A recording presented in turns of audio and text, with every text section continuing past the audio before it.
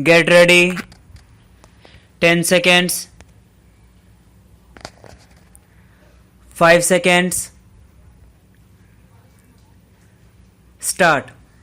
Sir, in connection with the dispute between India and Pakistan regarding the utilization of the waters of the Indus system of rivers, it would not be desirable for me at this stage to deal with the controversial aspects of matters which are still the subject of negotiation between the two countries.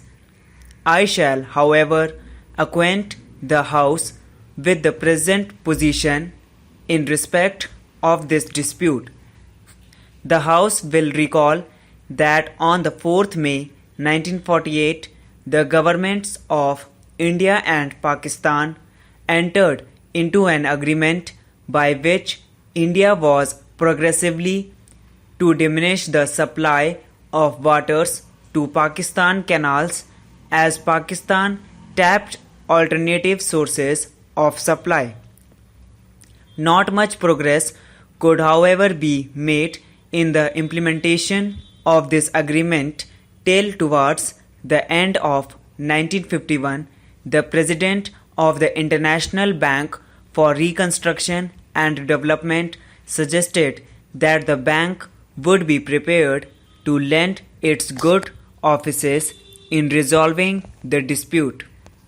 The governments of India and Pakistan accepted in March 1952 the proposal of the bank that a working party should be set up consisting of engineers of India and Pakistan who would be assisted by engineers of the bank with the object of preparing for the consideration of the two governments a comprehensive plan for the development of the water resources of the Indus region so that the river supplies effectively available to each country would be increased substantially beyond what they had ever been.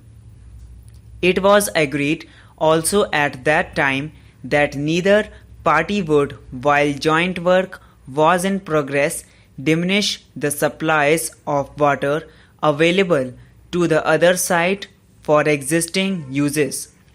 It will readily be appreciated that though this condition was expressed as a mutual obligation, it was a condition which bound India alone, for Pakistan does not supply any waters to India. This unilateral restriction was, however, accepted by the government of India solely in the interest of a speedy settlement.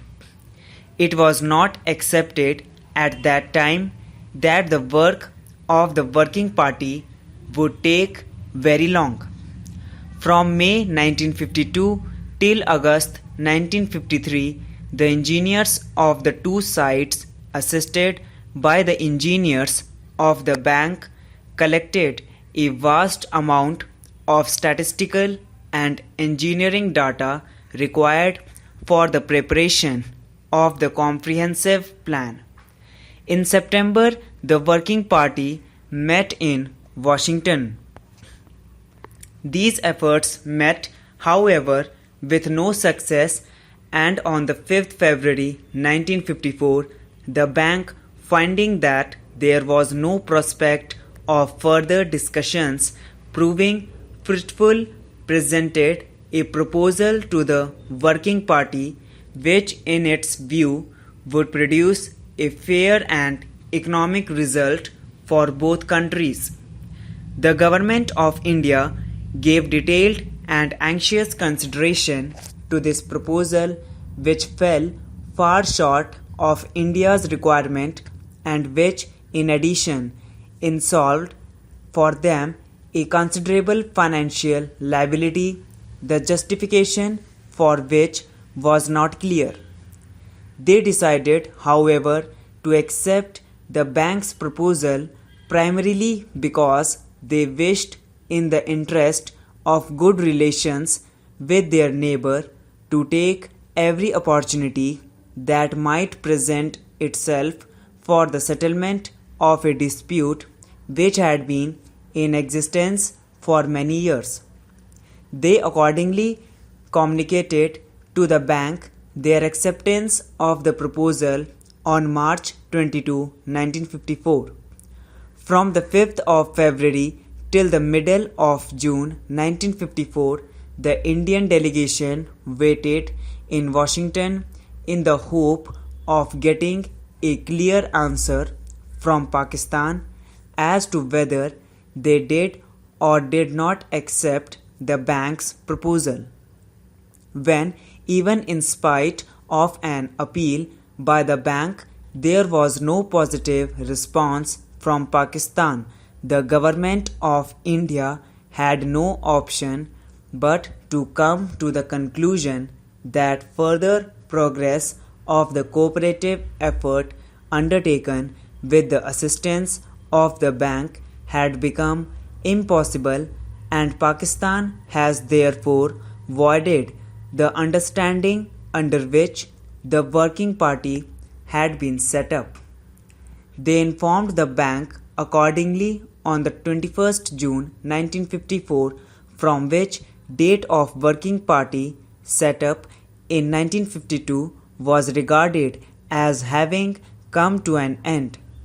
While declaring that the agreement of March 13, 1952 had been voided, the Government of India informed the bank of their readiness to consider new arrangements for working out a comprehensive plan on the basis of the bank's proposal, and so on, Pakistan would agree to accept it.